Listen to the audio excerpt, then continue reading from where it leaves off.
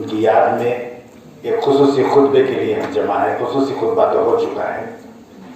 ہمارے ساتھ شہ نشین پر تشریف فرما ہے ہمارے روح روا پروفیسر سلام مشیر صاحب, مقبول احمد سراج صاحب جن کو ابھی ہم نے سنا, عبدالولی صاحب, میر نوید احمد صاحب اور افروز صاحب, عتیق الرحمان شادی صاحب, لطیف صاحب اور اقبال احمد صاحب, جناب افتخار صلاح الدین بابو صاحب, اور میرے سامنے شہر کے کافی اہم شخصیات موجود ہیں.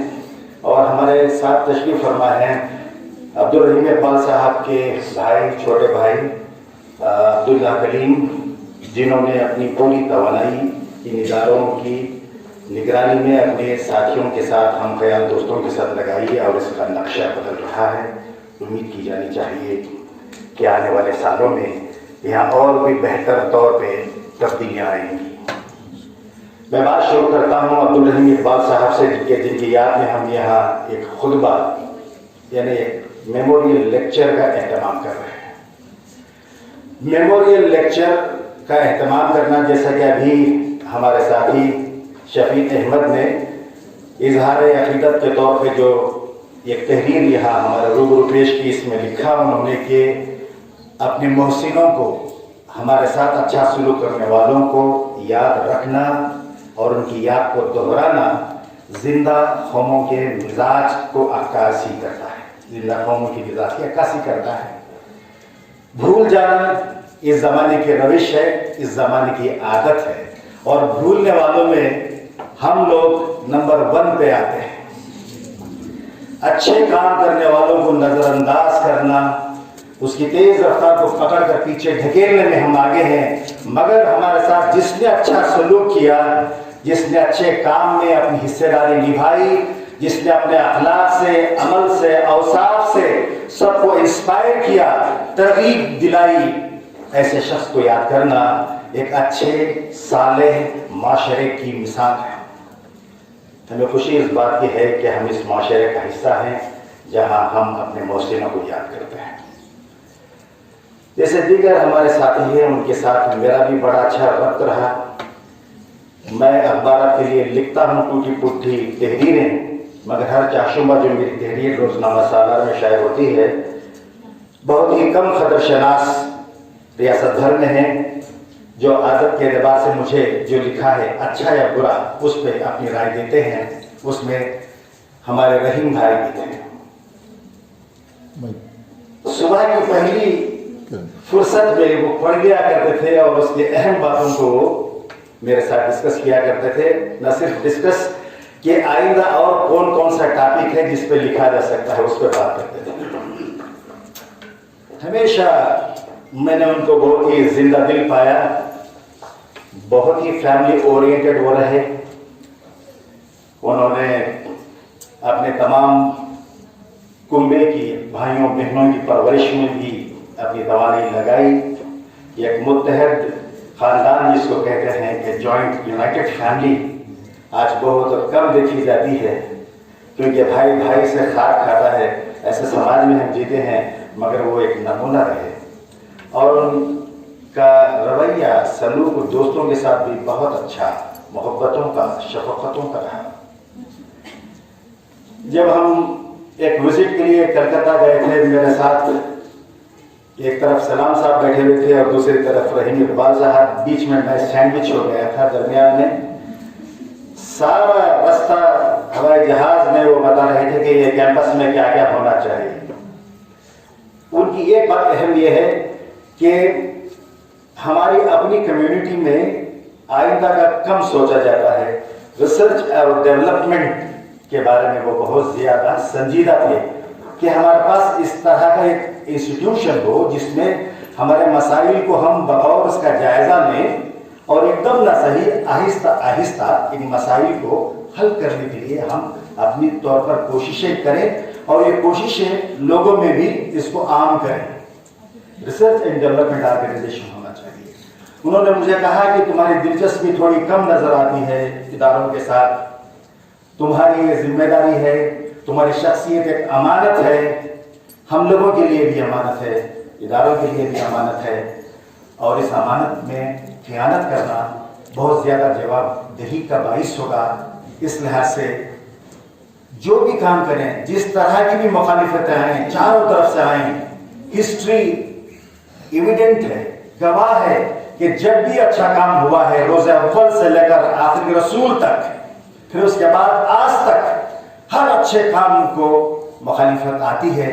और एक जिस तरह की बेहतरीन शेर है कि जब मुखालिफत में हवा आती है तो आपको दबाने के लिए नहीं बल्कि और ऊपर उठाने के लिए वो आती है। बादे मुखालिफ जो आएगी वो आपको दबाने के लिए नहीं, आपको मजीद और तेजी के साथ उड़ाने के लिए।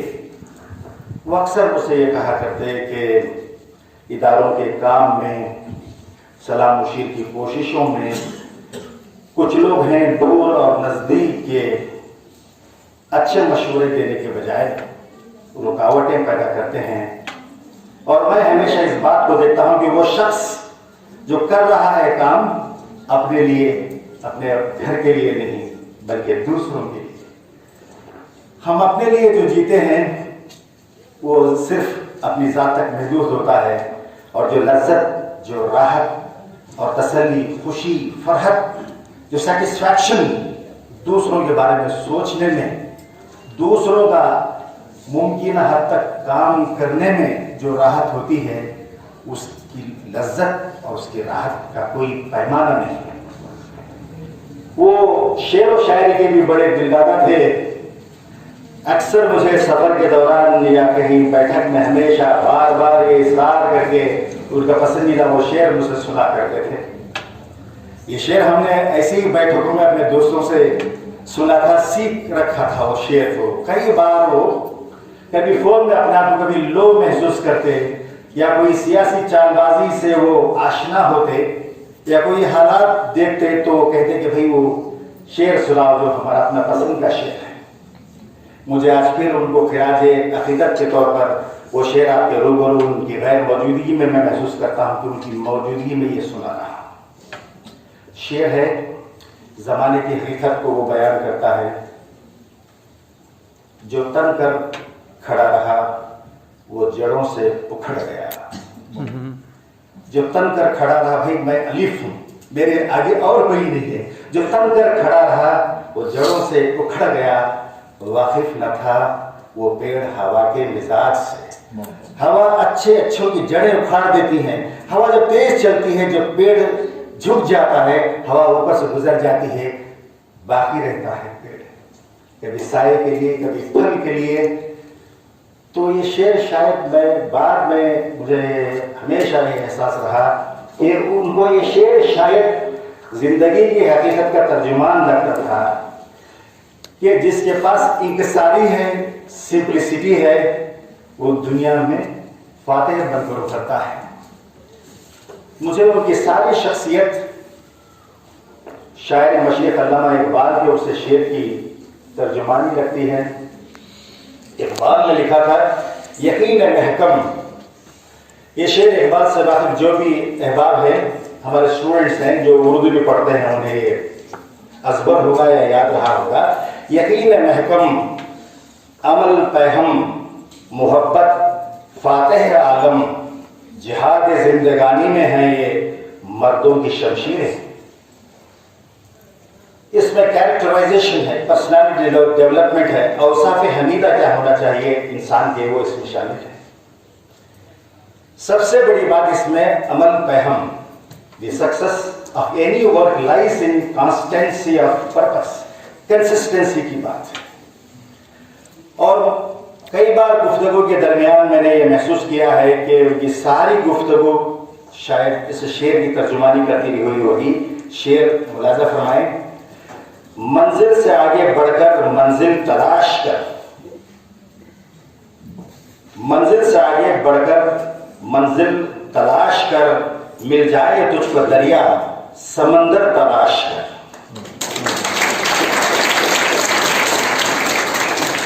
हर शीशा टूट जाता है पत्थर की चोट से। हर शीशा टूट जाता है पत्थर की चोट से। पत्थर ही टूट जाए